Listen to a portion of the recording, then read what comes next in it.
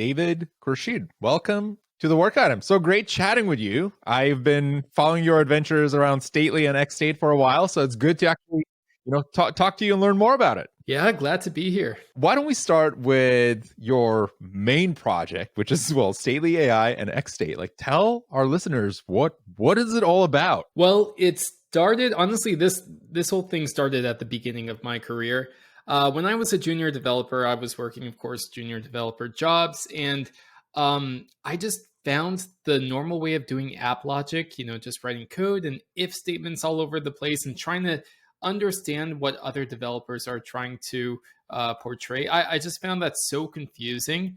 And so I just sought to find a different medium of expressing complex app logic. And so I did a bit of research. I ran into, of course, flowcharts, and then from there, state machines and state diagrams, and then from that to state charts. And I just remember that really, really clicking for me. Just this whole idea of visualizing your application logic. And so I started thinking about that idea a lot, applying those principles to other jobs that I had, and eventually made an open source project called Xate. And so I started that about 7 or 8 years ago. Yeah, and honestly, it was just a project to scratch an itch. It was something that I was doing for fun, just to see, can you write application logic in a way that it could be visualized as a state machine, just because I thought that was a really interesting problem space.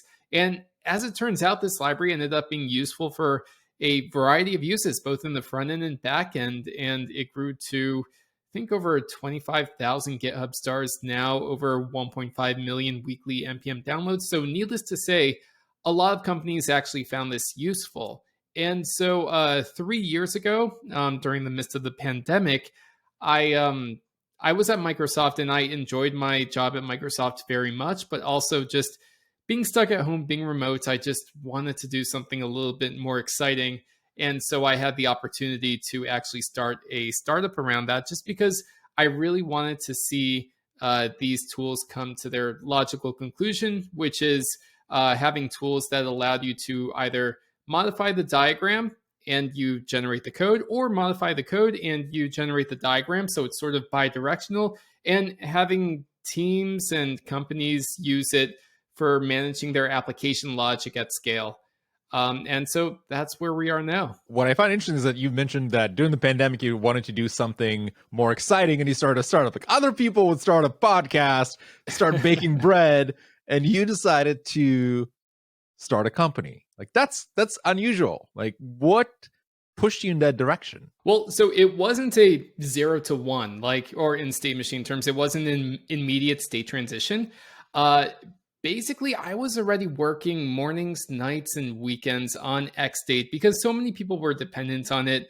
During the workday, I had very little opportunity to work on Xate unless it was relevant to Microsoft projects. So I just had the urge to just work on this full time, just because it's not sustainable to work after or before work hours on this side project. And sometimes so basically side projects have two next dates. A side project either becomes something that you forget about and neglect, or becomes something that absolutely consumes you, and then you just want to do anything you can to keep working on it. And so the latter happened for me. Yeah, so there's kind of that hunger for solving a very specific problem. What is fascinating also about the fact that you mentioned state machines, that for anybody listening to this, the moment you bring up the word state machine, they think of this intimidating things like, oh no, back to the days of computer science. It's going to be this super complicated, but it's really not, because I looked at Stately, I looked at Xate, and it's it does simplify the developer workflow quite a bit. So what do you say to folks that are kind of intimidated by the concept, oh, state machines, this is this super hard thing for me to understand? Yeah, so it depends who they are, whether their role is a developer or whether they're a normal person. You could say, hey, are you familiar with flowcharts?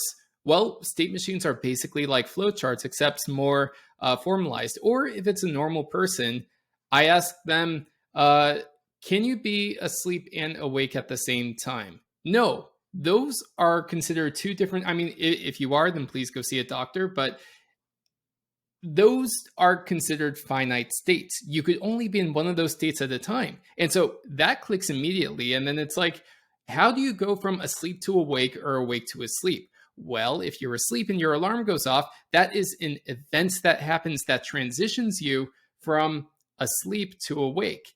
And then I say, we could actually draw this process out with pen and paper. You draw asleep, awake, and then you draw arrows between those states. And then I say, that's a state machine. A state machine is just a thing that tells you, given I'm in some state, when some event happens, what's the next state? That's all it is. It's something that answers that question. Very, very easy to understand. So effectively, it allows you to define logic in more visual ways, as you kind of called out earlier. And this is something that kind of, I think, crosses an interesting boundary that in modern days, there's kind of this push for no code, like low code, no code. And that gets you into the world of, yeah, you go in, you pull some like things together, if this event, like IFTTT, or like was a good example, or like one of the Microsoft offerings, but that abstracts out the code completely. Like I never see any of the code at all. I cannot modify the code. I cannot generate the code. It basically is some proprietary system where I have to define the workflow. And what you're building with Stately and Xate, the code is actually a fundamental part of the equation. Like you're not getting rid of the code. How do those worlds kind of mesh together, like the no code world and the one where you're actually intentionally about keeping code into the picture? Yeah, it's really interesting because if you remember back when UML was, I don't know, popular or something that was heavily advocated for, I would say one of the reasons that it quote unquote failed, I mean, we still see remnants of it every day, but one of the reasons why it failed was because it's like, hey, you could actually just draw these diagrams out and then you get code generated on the other side, but do not touch that code. That code is not meant to be read. It is not meant to be modified or anything. If you do, you screw up the whole process. So that's one of the reasons why with Xate, I really wanted to find that delicate balance between meeting developers where they're at, which is one of our guiding principles at Stately, and also the ability to visualize that code. And so that's why with Xate, it does have that structure where people are like, why am I writing this whole JSON-y looking thing? And then you realize that the purpose of it is so that you could get that visualization in bidirectional editing. And now with, I know it's very hyped right now, but with AI and LLMs, we are exploring ways to basically have that same functionality with basically any code. And so we're taking baby steps there for now, but we think that that's going to be a huge step forward. Basically, any code that you have, any way you express your app logic, go ahead and visualize it and hopefully have a way to transform that back into the same code that you would have written. But we do find the principle of meeting developers where they're at very, very important, which is why we've been working so hard on TypeScript support and developer ergonomics and just making an API that if you wanted to, you could just use it in plain code and you could use the diagram to supplement that code. So really, we call it, or I call it actually, visually augmented programming. It's not low code, it's not full code, it is code with the benefit of having a generated model. I like the framing, and I'm going to latch into the word of developer ergonomics. And that is something that not a lot of folks think about, and that it's not about getting rid of the code. It's about increasing developer productivity with the code and making them make better decisions faster. Mm-hmm. Exactly. As you're building Stately, so you're an engineer. You were an engineer. You're building a library, but building a company, that seems like it would take a whole different skill set. Like you need to have that business acumen, which you're kind of exhibiting and growing as you're building your company. Was it something that you actually wanted to get closer to? Or is it more of a byproduct of, well, I'm starting a company, I better be good at business? Well, when I started Stately, I realized that, okay, I have to really shift my skill set from being a developer to being a combination, founder, CEO, manager, everything, that typical wearing multiple hats in a startup thing. And those are things that I really had to learn quickly. Now, thankfully, I have a lot of friends who are also founders / developers. So I would have regular meetings with them, pick their brain, understand how they do things, and try to emulate that. Admittedly, I don't try to read like every book in the world for, running a business, just because, times change, and what works 10 years ago is not going to work the same today. So, yeah, just having a good network of other founders, and developers who are business minded really, really helps. But yeah, it's honestly been an uphill, like, not a struggle, but just like a really steep learning curve. Just learning how to operate a business, but also, just do the development at the same time. And admittedly, I am doing a lot less developments than I was before.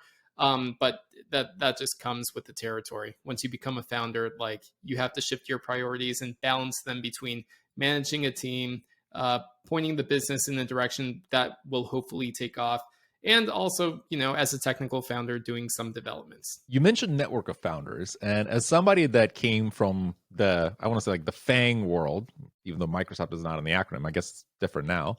Yeah. But how do you build that network of founders? Like, how do you bootstrap it, especially for somebody that you were not at a startup before you started a startup? The immediate states before, I was, I talked at a lot of conferences, and from there, it's actually pretty easy to just network with fellow speakers and developers. So I've built up my network there. Now, it's easy to say, like, oh yeah, you already had a network. Like, it's easy for you to just have that network. But if you go back, maybe, I want to say, 6 or 7 years, or actually 7 or 8 years. I'm trying to think of before I started Xate. What I actually did was, I was on Twitter with all of 10 followers, and I just started looking for open source projects that I was really interested in. I started to contribute to those. I started making open source projects of my own. I also wrote articles for different online magazines, such as Scotch.io, which was sold to DigitalOcean.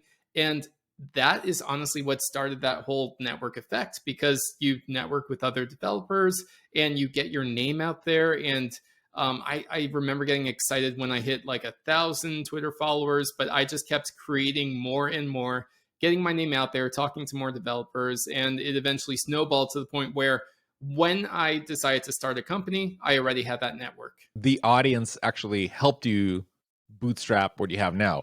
Do you think that's a recipe that is replicable by folks that, like, I need to start with an audience before I can go start a company, or can you go the other way around as well? In my opinion, it really, really helps a lot.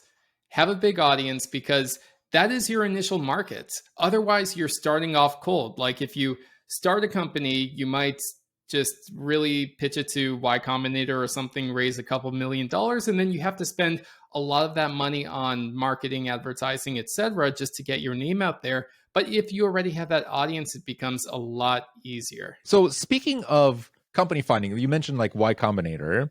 What about your own kind of decision to make Stately VC funded, right? Because there's different approaches to how investment flows into a company. Some people do a solo bootstrap. They decide, like, I'm going to do it myself. I'm going to do this, for my own funds and get the family to invest. What was your rationale for saying, like, you know what, I think VC funded is the path to go? Man, that's a tricky question, because of course there's basically two paths, or I want to say three. The first easiest path is just to keep doing it as a side project. And I say easiest because it's what I was doing already, but in reality, it is very difficult to have a side project and a full-time job, especially at Microsoft. And then, of course, there's the other two options of being bootstrapped or getting VC funding. Now, I want to say, contrary to a lot of developers I know, I don't have the most money in the world. I have a very average life and ways of, means of living. And so bootstrapping wasn't the best option if I wanted to build a team and really build out the software, because I would quickly deplete my own savings. So that's where VC seemed really promising. And so that was 3 years ago. 3 years ago, it was easy, or not easy, but it was easier than today to get money from VCs and to actually start a company. Now, of course, it's a lot harder, but I will also argue that now it's easier than ever to bootstrap. And many people think, like, oh, bootstrapping means you have to have a lot of money so that you could hire a team. and do that without raising external funding. But uh, again, falling into the hype with AI and Chat GPT, it's actually very, very possible for you to be productive building your own company as a solo founder and a solo bootstrapped founder at that.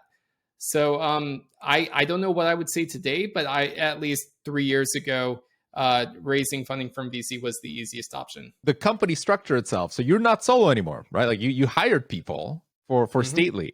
What was that turning point for you where you decided that, you know what, like I can't build this by myself. I actually need to hire other people? Because again, kind of the misconception sometimes that entrepreneurs can have is that, oh, I can do this as a side project. I can run this myself. And then you have to wear many hats yourself. And then you just hit the point where it's like, all right, I'm burning out. Yeah. So at the very beginning, when I first received the message, it was actually a DM on Twitter that said, "Hey, have you considered starting your own startup?" I immediately went to his name is Mateusz Brzezinski. He is another contributor on the project. He's like besides me, he has contributed the most to Xate, and so I immediately started talking to him about like, hey, what if we were to do this full time? And I was talking to someone else, Matt Pocock, who did a lot of work on Xate and made a lot of really great examples and was a huge advocate for it. I talked to him as well. So I was already thinking of assembling a team just because I know that I had a really ambitious vision and it's not something that I could have done myself. Plus, when you raise VC funding, the assumption is you are going to build out a team and do that. And in this case, the team, it sounds like it kind of came organically from the project. Like you did not really have to go and seek out random people that would build it. It's people that are already contributing, people that are a known quantity, if you will. Yeah, exactly. It was pretty organic. And honestly, if you are going to start a project that you hoped to succeed, chances are you're already going to have champions and you're already going to have people who are so devoted to the project, whether it's contributing to it or using it, that some of them are inevitably going to be like, hey, you're starting something. I want to do it with you. And those champions are probably going to be the best employees, because at that point, it's somebody that really kind of loves what you're building and they want to contribute to it and they're more or less invested in it. Yeah, absolutely. And in your case, the folks that you were talking about that you hired for the company, they're distributed. Like you don't have an office. They're, I believe, in Europe, right? Like you mentioned it on another podcast that they were kind of like all over the world. Yeah, we have half of the team in Europe and the other half of the team is in the United States, East Coast and Central time zone. No one on the West Coast because of the time zones and they're expensive. Nowadays, a lot of folks that hire remote for their teams, especially at bigger companies, they sometimes kind of squirm at the idea of, oh, like we need to do like across the ocean, the time zone difference is going to be a little too big. And in your case, you make it work. It's just a matter of waking up early, honestly. Try to wake up early. And also, even if you don't wake up too early, like if you wake up at 7, then it's sort of like Christmas morning every day because you wake up and all of a sudden a lot of work is already done. And you're like, wow, okay, this is pretty great. Plus, it's sort of a win-win because for the Europeans, if they do start their day a little bit later, then it actually works out better. You know, they could do things in the morning, take their kids to school, etc. But yeah, I would strongly recommend the caliber of developers in Europe is pretty much the same as in the United States. Like there's just good developers everywhere. And what's your approach to organize communications across kind of the different folks on your team, given that everybody is distributed? It sounds like there's kind of the common idea that, the best work happens in the office because you get in the room, you can whiteboard things, you can easily iterate on ideas. But when everybody's distributed, you literally have no chunk of the team that is in the room. How do you set it up? Actually, technically, I'm an introvert. So even when I was working an office job, I just tried to find some quiet time. And actually, it made working with coworkers better because it was time that it wasn't just a random, hey, I'm just going to work with you and talk with you, etc. It was a meaningful, hey, I want to collaborate with you on this specific task right now. We do use a couple of tools. And remember, this was actually during the pandemic. So you were sort of forced to work remote anyway, and we really had to make it work. But we use Discord, we use Gather, and Gather is actually really interesting because it's an app that really makes it feel like an office, at least in a remote setting. So that helped us a lot. But our communication was async. Even our stand-ups every day are async.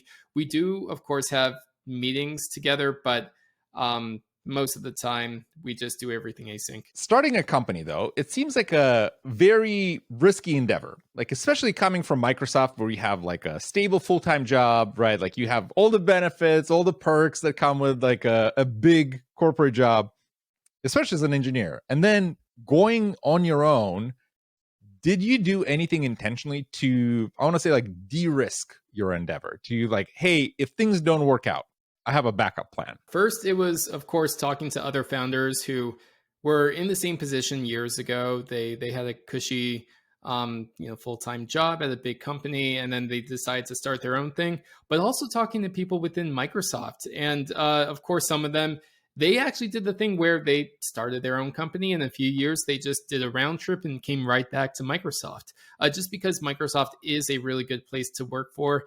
And so that's why, while at Microsoft, I was trying to do the best work that I could. So obviously no bridges were burnt. I still have a great, network over there. And also another thing to realize, that when like there's sort of this paradox that if you're a founder, you feel like you're falling behind because you're not working at a Netflix or Google or Facebook or Microsoft or anything like that. Sorry, Meta, not Facebook. But it's actually the opposite, because you realize that you're actually, of course, besides doing like continuing your development skills and continuing to innovate and learn the latest technologies, you're learning really valuable business skills and management skills as well. And so if worst comes to worst and your startup doesn't work out and you do need to put yourself back on the market and work for another company, then those skills are going to be extremely valuable, because the point of a company is to make money. And now you are much better equipped to help any company that you work with to achieve those goals. It sounds like it's just a way for accelerated learning, because it kind of pushes you outside the comfort zone of, hey, I'm an engineer, to I'm an engineer, I'm a product manager, I'm a designer, I'm like whatever other role you need to fill. Like, where else can you get that amalgamation of skills in one place? Yeah, it's accelerated learning, and it's also trial by fire. Definitely. Yeah. Especially if it's, you have to kind of figure out like how to actually validate the company. But was there any point when you were building Xate where you kind of realized that, you know what, this could be a company? Like, this is something that we can probably make into a revenue generating venture? For most of the time that I was working on Xate, it really didn't occur to me. I just thought like, hey, I would really like to just devote more time to this, just because people really rely on this software for their day-to-day jobs. So I started a sponsors program where I was like, okay, you know what, maybe I could supplement my income a little bit with this, and maybe charge $5 a month. And people did contribute, but it, like, at the end of the day, even though a lot of people contributed, it was still a very small amount. So it never really occurred to me to start it as a company. And that's really how open source goes anyway. Once again, very organic transition of like, this seems to be picking up some steam, so let's do something about it. Exactly. And so now that you've been doing this for close to 3 years, I believe, with Stately, right? Like, it's what were some unexpected takeaways in a life as a founder that maybe you didn't anticipate going in or going down the path of starting a company? Oh, there were a lot.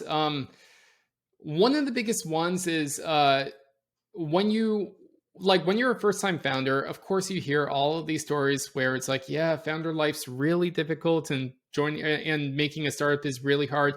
But you're not thinking that. At the moment, you're thinking, I'm going to have so much fun with this. I'm going to build a company, and we're going to do this, and that, and we're going to have so much freedom. But ironically, one of the biggest surprises was that by thinking that those things were, exaggerated, I was actually shocked, because they're not exaggerated at all. Being a founder is extremely stressful.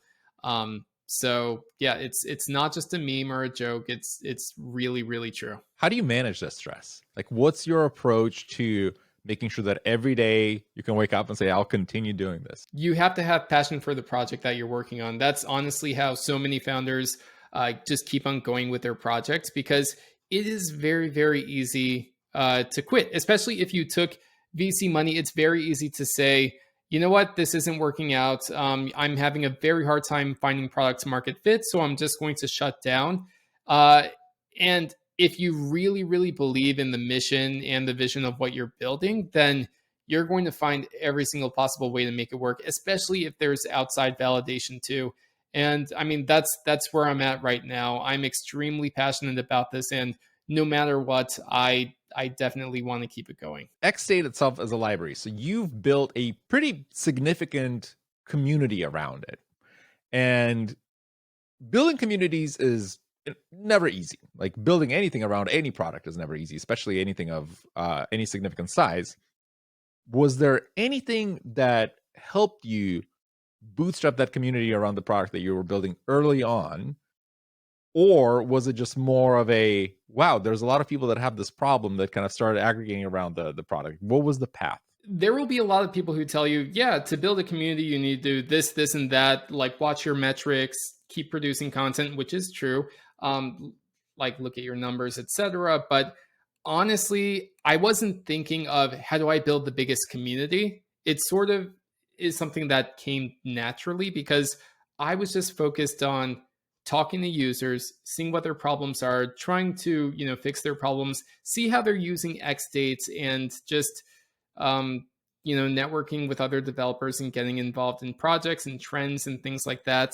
And so it really never occurred to me like, oh yeah, I have to do everything I can to build a big community. And in fact, organic communities are better in many ways because it has a stronger foundation than communities that you try to force so many people into. And how do you find the right, I want to say, like, customers to talk to in this regard, especially because for an open source project, there's going to be so many people with so many opinions and asks and feature requests that sifting through the noise seems to be hard, especially for, again, a large scale project like Xstate. Honestly, so when I first started off Xdate, I was looking at other people's use cases and really just following trends there. They're using it in the front end, they're using it in the back end, and that gave me a better idea of what are the problems that people are trying to solve, and how can we best make tools that help people solve those problems. So of course, yes, there's a lot of noise, and before Xdate, I actually made a small it was a small project compared to Xdate, but it was a form library. And whenever someone said, hey, I want to do this, I have this use case, I have this feature request, I was like, okay, I'm going to go ahead and add it. And it became so bloated and so complex that, I learned my lessons with Xdate. And I guess perhaps counterintuitively, with a startup and especially with a dev tool product, it is important to constrain your features and say, these are the specific areas that we're focused on. We're not going to try to do absolutely everything. And that's especially true with basically our state machine modeling software, where we're like, this is for state machines. If you want to build something else, I could recommend you other tools, but this is very specifically for this. And that really helped cut down the noise too, because you define, this is our product. We're not trying to add every feature that exists in other products. We're just trying to solve problems for our users. And you're not afraid of actually recommending competitors for things that the product is not well suited to do, because I think that's the scary part sometimes, to say like, well, if a community member asks for something and then we point them somewhere else and say, actually, there's a better product for it, go there. It's like, well, aren't you losing a customer? Aren't you losing potential for revenue by saying no? Chances are they already have like other people in mind or other use cases in mind. So it actually really rarely comes up.